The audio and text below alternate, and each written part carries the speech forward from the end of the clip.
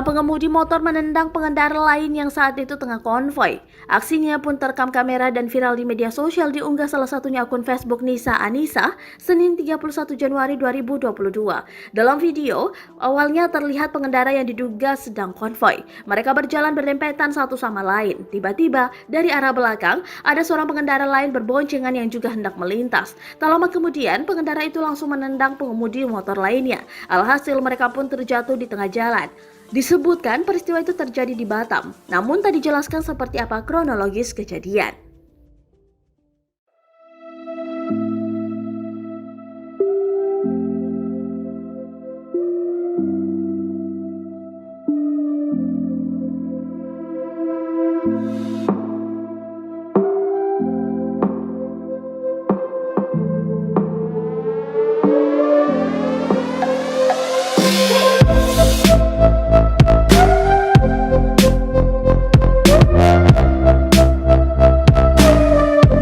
Terima kasih sudah nonton. Jangan lupa like, subscribe, dan share ya.